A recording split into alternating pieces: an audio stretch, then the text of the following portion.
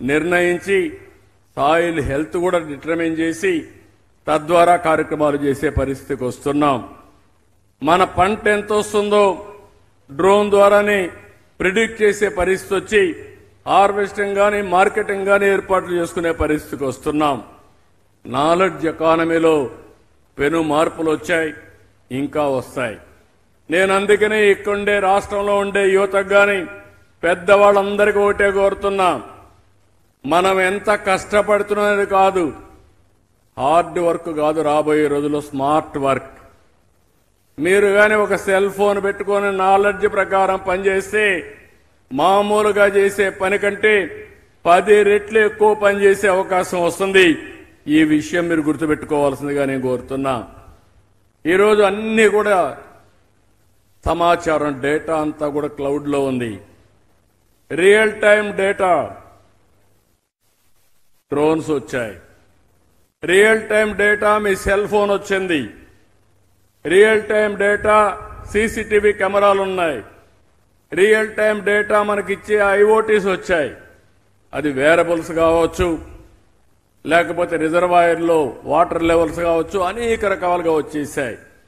ఇవన్నీ ఉపయోగిస్తే, artificial intelligence ఉపయోగిస్తే నిర్ణయాలు కూడా 80-90% అక్యురేట్ గా వస్తాయి.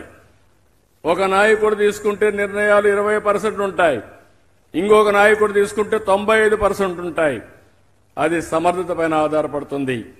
భవిష్యత్తులో ఏ నిర్ణయం కూడా 80% సరైన నిర్ణయం తీసుకుంటే ఆ నిర్ణయం వల్ల ఫలితాలు కూడా మెరుగైన ఫలితాలు వస్తాయి. ఈ విషయం మీరు గుర్తుపెట్టుకోవాల్సిన అవసరం ఉంది. అందుకనే ఈరోజు దీన్ని డీప్ టెక్నాలజీని ప్రమోట్ చేస్తున్నాం. ఒకప్పుడు నేను మాట్లాడేవాడిని ఐటీ గురించి, ఇప్పుడు మాట్లాడుతున్న డీప్ టెక్నాలజీ. ఈ డీప్ టెక్నాలజీని అడాప్ట్ చేసుకుంటే ప్రపంచానికి సేవలు అందించే అవకాశం మా యువతకు వస్తుంది. అదే నేను ఇవ్వాలనుకుంటున్నానని చెప్పి కూడా నేను మీకు తెలియజేస్తున్నా. అందుకే ఇటీవల ఒక మాట చెప్పాను, think globally, act globally. Location is not the problem at all, కన్స్ట్రెయింటే కాదు. విజయవాడలో ఉన్నావా, విశాఖపట్నంలో ఉన్నావా, అమలాపురంలో ఉన్నావా, లేకుంటే అనంతపూర్లో ఉన్నావా అనే క్వశ్చన్ లేదు. మీ ఆలోచన ఎంత వేగంగా ప్రపంచానికి ఒక లీడర్షిప్ ఇవ్వగలుగుతామంటే ఏ ఊర్లో కూర్చున్నా మీరు ఆ ఆర్గనైజేషన్ క్రియేట్ చేసే శక్తి వస్తుంది. అలాంటి వాతావరణాన్ని మనం ఉపయోగించుకోవాల్సిన అవసరం ఉందని చెప్పి కూడా నేను మీకు తెలియజేస్తున్నా. ఈరోజు ప్రధానమంత్రి గారు ఉన్నారు. ఆయన కూడా చాలా ఫాస్ట్గా ఆలోచిస్తూ ఉంటారు. ఆయన ఆలోచన ఒకటే, ఏది ఆలోచన భవిష్యత్తు కోసం ఆలోచిస్తారు. ఇప్పుడే రామ్మోహన్ నాయుడు చెప్పాడు.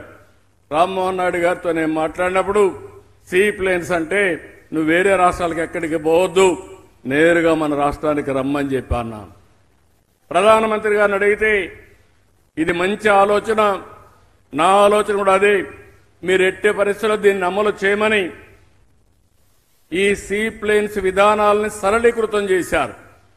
దానికి కూడా మనం అందరం అభినందించాల్సిన అవసరం ఉంది. ఏ విషయం కూడా ఒకటే ఆలోచిస్తున్నారు, ఇది ప్రజలకు ఎంతవరకు ఉపయోగపడుతుందో అది చేయడానికి వారు ముందుకు పోయే పరిస్థితికి వచ్చారు. అలాంటి నాయకత్వం ఉండడం మనందరికీ అడ్వాంటేజ్ అని చెప్పి కూడా నేను మీకు తెలియజేస్తున్నా. ఇప్పుడు ఈ యొక్క సీ ప్లేన్లు ఉన్నాయి. ఈ సీ ప్లేన్ల వల్ల ఒక రవాణానే కాదు, టూరిజం బ్రహ్మాండంగా అభివృద్ధి అయ్యే పరిస్థితి వస్తుంది. ఈరోజు మీరు చూసినప్పుడు రాజమండ్రిలో విమానాశ్రయం ఉంది. పక్కన ఉన్నటువంటి కాకినాడ పోవాలంటే 1.5 గంట పడుతుంది. రేపు కాకినాడలోనే సముద్రంలోనే దిగేసే అవకాశం వస్తుంది. ఈరోజు ఇక్కడ విమానాశ్రయం ఉంది విజయవాడలో, ఇక్కడ బ్యారేజ్ ఉంది, ఇక్కడ దిగచ్చు.